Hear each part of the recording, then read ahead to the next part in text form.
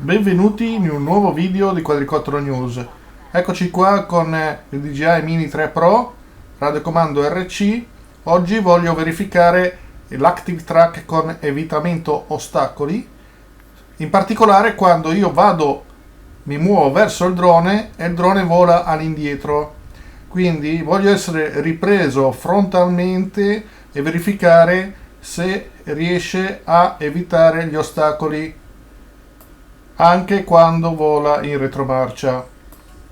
Lo faccio decollare da terra per guadagnare 1 metro in più di altezza, in modo che io possa stare un po' più basso, perché c'è un'altezza minima da terra da rispettare. Se decollassi da umano segnerebbe 0, ma sarebbe già a 1 metro sopra la superficie. Guardate quanto è comoda la cosa. Io sono sulla bicicletta, il radiocomando è fissato su un supporto abbastanza empirico in attesa di reperire un supporto più idoneo. Peccato che questo radiocomando non ha un microfono per l'audio. DJI poteva spendere qualche centesimo in più per inserire un microfono, peccato che non l'ha fatto. Comunque adesso ho girato il drone verso di me e come vedete c'è anche un po' di vento che muove le fronde, quindi un'ulteriore difficoltà. Ed eccomi qua a provare l'Active Track frontale, quindi col drone in retromarcia.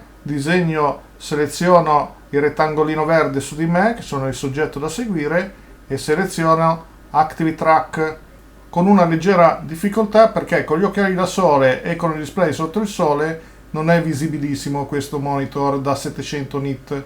Prima della prova seleziono e bypassa per il pilotaggio manuale, in modo che sia attivo il levitamento ostacoli sia con Active Track, che si attiva automaticamente da solo indipendentemente da questa configurazione, sia quando io andrò a pilotare a mano nel caso fosse necessario. Ma la cosa più importante, che ritengo più importante, è quella di settare il ritorno a casa automatico. Invece di farlo tornare in caso di perdita segnale e tornare al punto di decollo, è meglio selezionare staziona.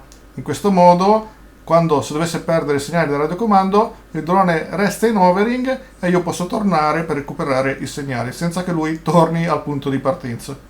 In alternativa dovrei aggiornare manualmente il punto home.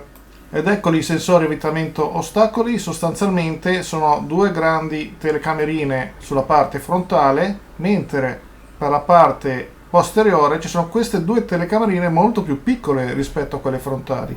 Riuscirà il drone in retromarcia ad evitare gli ostacoli che incontrerà lungo il percorso?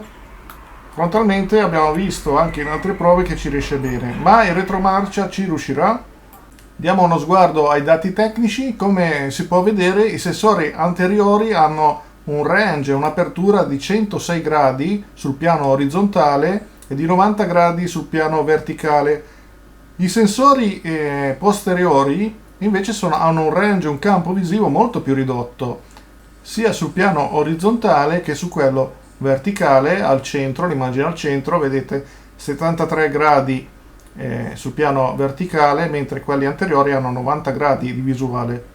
Inoltre l'Active Track in retromarcia, cioè quel soggetto che avanza verso il drone, funziona effettivamente oppure no? Oppure il drone si gira e torna a seguire il soggetto da dietro? Prima di rischiare il drone contro qualche albero in retromarcia, voglio provare l'Active Track tradizionale, e cioè col drone che mi insegue da dietro, per vedere come si comporta, perché io non ho ancora provato personalmente. Ho visto altri video, altre prove che si comporta bene, ma personalmente non ho ancora testato. E allora, visti i sensori anteriori più grandi, aumento il livello difficoltà e scelgo questo sentiero. Ed ecco che subito all'ingresso il primo grande ostacolo, un bel muro di rami con foglie, fortunatamente non rami secchi. Vediamo cosa succede. Eccolo qua, si è abbassato ed ecco un secondo ostacolo. Mi ha perso, mi ha riagganciato, io non sto toccando assolutamente niente. Adesso mi ha perso, però si è mosso da solo, mi ha riagganciato, ha superato. Praticamente un comportamento alla Skydio 2. Fantastico. Vediamo qua, anche qua schiva i rami, mi tiene in tracking, qua schiva tutto e sceglie di passare a destra, proprio come fa lo Skydio 2. Però qua mi perde, guardate che rischio, guardate che sfioramenti. e qua mi ha perso definitivamente e allora decido di interrompere, anche perché dal monitor ho visto che era in una condizione veramente pericolosa, le eliche avrebbero potuto toccare in qualsiasi momento qualche ramo, qualche foglia e farmi cadere il drone. Quindi intervengo manualmente e scelgo di provare il tracking dall'alto per verificare se quando ci sono ostacoli riesce comunque a rintracciarmi. Quindi mi rinquadro e riavvio l'Active Track, lo avvicino un po', mi faccio seguire da questa posizione, da questa altezza, anche per verificare se un soggetto piccolo riesce comunque a essere tracciato. Quindi ripartiamo. Ricordatevi che quando fate queste cose, premendo il tasto pausa ritorno a casa automatico, il drone si ferma, basta premerlo brevemente e si ferma. Se si preme lungamente scatta il ritorno a casa automatico. Però in caso di pericolo schiacciare subito, premere subito il tasto pausa e ritorno a casa e il drone si ferma immediatamente, qualsiasi cosa stia facendo. Vedete, adesso qua non c'è niente visivamente che occlude la mia immagine e quindi mi segue. Vediamo qua, ecco qua mi ha perso, vediamo se mi riaggancia. E sì, mi ha ragganciato, però mi ha perso di nuovo, appunto perché non riesce a vedermi. Vediamo se mi raggancia e mi ha ragganciato. Io assolutamente non ho toccato nulla. Continuo. Anche qua sta per perdermi. No, è riuscito a tenermi agganciato. C'è da considerare che il radiocomando internamente ha anche un GPS, quindi fa un mix tra le due cose. Qua mi perde sicuramente, infatti mi ha perso. Vediamo se riuscite, mi riaggancia e mi ha riagganciato. Ottimo, perfetto, grande comportamento, un comportamento molto simile allo Skydio 2.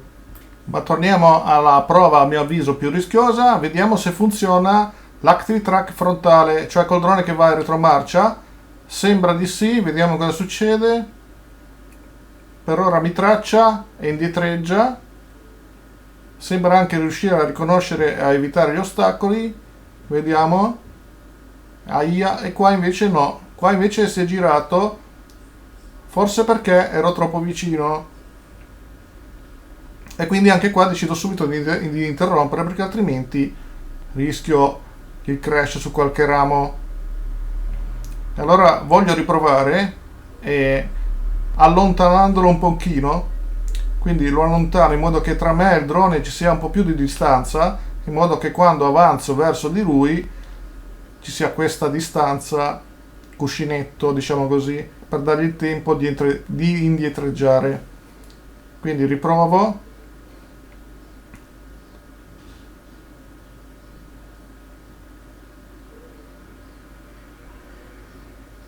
Ed ecco che va, guardate, riesce a evitare gli ostacoli anche in retromarcia. Guardate che passaggi. Qua mi fermo perché mi sono un attimo spaventato e tra poco scopriremo perché. E guardate qua cosa ha evitato. Tra l'altro questa strada è leggermente in salita, vedete l'altezza adesso è 11 metri rispetto al punto di decollo. Andando avanti vedremo che il drone si alza leggermente perché segue la pendenza della strada. Vedete 14-15 metri, a parte adesso che ha superato questo albero,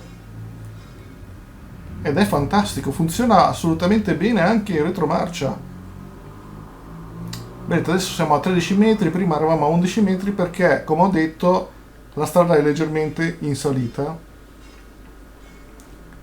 Guardate qua, c'è una curva, guardate che anche il radar, vedete sul radar segnala anche gli ostacoli sulla finestrella del radar a sinistra in basso,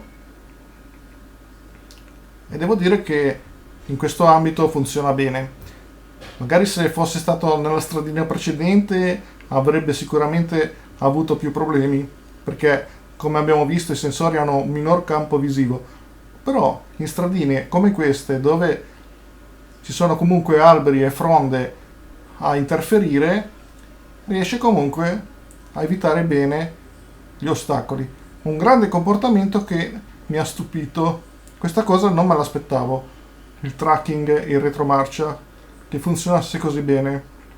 Ovviamente non vado velocissimo, anche se è una bicicletta elettrica non vado velocissimo perché devo controllare un po' tutto e non voglio perdere un altro drone dopo quello del gabbiano. Guardate qua cosa ha fatto, adesso ovviamente mi ha perso e la prova è finita.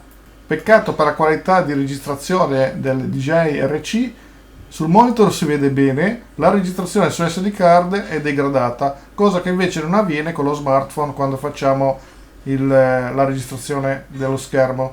Tra l'altro mi ha anche seguito in salita, come avete visto. Tra l'altro guardate che comodità, questo setup è l'ideale per gli escursionisti e anche per chi vuole fare le esplorazioni con le e-bike oppure con le biciclette, con le mountain bike, per scovare i sentieri da percorrere in casi come questo. Io, come vedete, ho la borsa del Flymore Kit a tracolla, dentro ho 3 batterie, ho tutto il kit necessario, non pesa pochissimo tutto l'insieme e quindi assolutamente ideale per gli escursionisti, visto anche come funziona bene l'Active Track e l'evitamento ostacoli. Assolutamente top. Vedete, non devo nemmeno scendere dalla bici per pilotare perché si riesce a fare tutto, anche decollare e atterrare dalla mano. Naturalmente il controller deve essere ben assicurato con un supporto adeguato e quindi un drone assolutamente fantastico.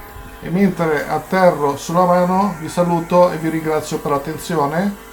Veramente devo dire che questa prova mi ha stupito. Come ho detto in altre prove, più lo provo e più mi piace, e oggi mi ha anche stupito.